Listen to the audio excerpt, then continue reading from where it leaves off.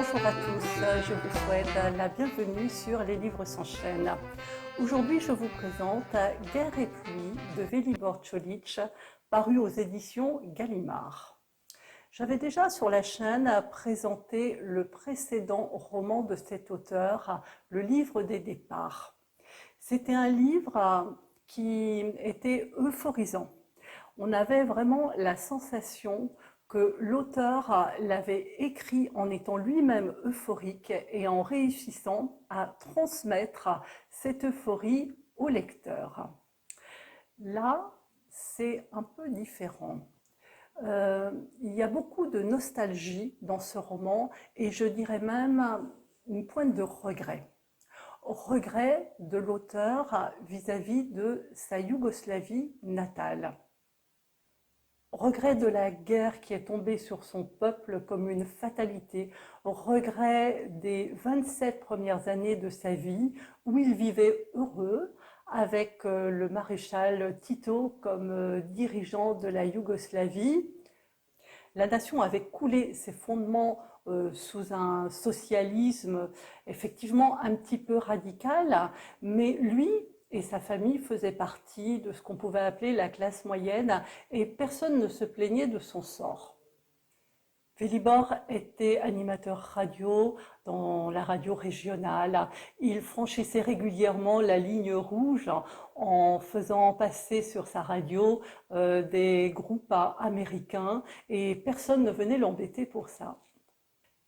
Les voisins dans sa rue étaient des Serbes et tout le monde s'entendait comme des frères, même si tout le monde cultivait une certaine identité.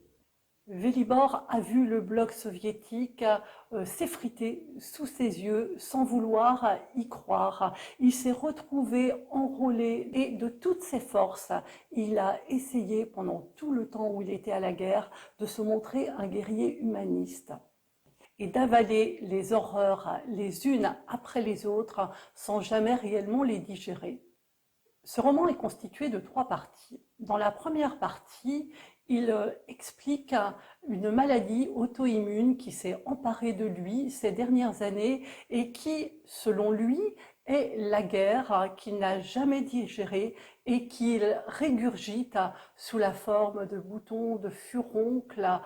Et la médecine met un peu de temps avant de poser le diagnostic, mais aussi un peu de temps avant de mettre en place un traitement adéquat. Donc pendant quelques années, il est vraiment pas en forme et il écrit sur cette maladie. Et comme il est persuadé que c'est la guerre qui régurgite en lui et qui ressort, il va se mettre à écrire justement sur la guerre. Il décrit les horreurs, bien évidemment, mais avec énormément de profondeur. Je vais en profiter pour clore un débat qui a été ouvert il y a de ça quelques années par l'auteur Lydie Salven, qui a reçu le prix Goncourt il y a 10 ans, en 2014, avec son roman Pas pleurer. Lors d'une table ronde, elle a affirmé qu'elle trouvait scandaleux que des auteurs s'emparent du sujet de la guerre pour écrire une fiction alors qu'eux-mêmes ne sont pas concernés. Donc moi, je suis sortie de cette table ronde un peu remuée en me posant la même question que je ne m'étais jamais posée auparavant, et en élargissant le débat sur les sans-abri. Est-ce qu'un auteur a le droit de s'emparer du sujet des sans-abri alors qu'il vit dans une certaine opulence? Et est-ce qu'un auteur a le droit de s'emparer du sujet des migrants, comme l'a fait Laurent Godet dans son magnifique roman Eldorado, alors qu'il n'est pas concerné? Donc, la lecture de Guerre et pluie m'a apporté à titre personnel une réponse. Alors oui, bien sûr, les auteurs ont le droit de s'emparer de n'importe quel sujet, il n'est pas question de censurer quoi que ce soit. Mais nous, derrière le livre, nous avons un pouvoir immense. Nous avons le pouvoir de sanctionner par une non-lecture lorsqu'on considère qu'un sujet est creux ou que l'écriture n'est pas adaptée au sujet. Et nous, lecteurs, nous sommes tout à fait en capacité de discerner un original d'une copie. Et là, dans ce roman Guerre et pluie de Velibor Čolić, on a non seulement affaire à un original, mais on a affaire à un roman qui est frappé du sceau de l'authenticité d'une façon que je me demande si tout ce que je n'ai pas lu auparavant concernant la guerre, quelle que soit la guerre, n'était pas une copie. Alors, la troisième partie, c'est le déserteur. Parce qu'à un moment, il décide que ça suffit, qu'il ne se sent pas concerné vraiment par cette guerre, surtout en étant enrôlé par l'armée croate. Il décide de déserter. Et il arrive en France en ne parlant pas un mot de français. Je crois que le premier mot de français qu'il a appris, c'est celui de la ville de Rennes, parce qu'il voulait aller à l'ouest de Paris. Et donc Rennes a été la première ville dans laquelle il est arrivé. Je vais vous lire un extrait, parce que ce roman est truffé de tirades incroyables. Et je vais vous en faire profiter en vous en lisant une. Donc on est à la page 200, on est dans la guerre. L'attente de leur ultime attaque est insupportable. J'ai la sensation d'être un mouton déjà en ligne devant l'abattoir. La peur grandit jour après jour.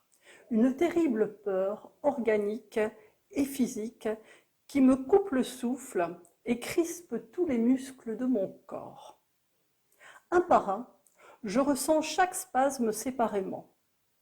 Dans mon ventre, dans mes jambes, dans mon cou. Terrible sensation que mon esprit n'influence plus mon corps. Mes tremblements sont incontrôlables. De fortes convulsions, une sorte d'épilepsie. Je sais, je n'ai pas l'air courageux, même si j'ai changé d'avis sur la bravoure pendant la guerre. Le courage est une invention stupide, plus stupide que la patrie, le patriotisme ou Dieu. Tout cela a été inventé par les présidents et leurs vassaux, par les riches pour qu'ils puissent justifier leurs profits de guerre. Si paradoxal que cela puisse paraître, la peur est le seul courage des soldats au front. C'est le moteur qui les pousse et les aide à survivre. Parce que les soldats ne sont jamais victorieux. Les soldats ne peuvent qu'être vaincus. Les batailles et les guerres sont toujours gagnées par les états-majors.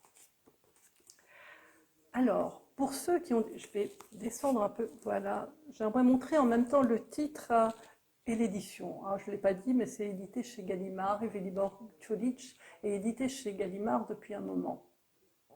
Ceux qui n'ont pas lu le livre des départs, ceux qui n'ont pas lu, qui ne connaissent pas Velibor Čolić, je les encourage vivement à faire la découverte de cet auteur. Et ceux qui ont lu le livre des départs et qui se demandent si Guerre et pluie est un livre à lire, je vous encourage vivement à le lire. Je vous encourage aussi à vous abonner sur ma chaîne, ce qui ne vous coûte rien. Ça vous permet simplement de pouvoir poser des commentaires et d'être informé lorsque je sors une chronique. Je vous remercie d'être passé sur Les Livres s'enchaînent et je vous souhaite à tous de bonnes lectures.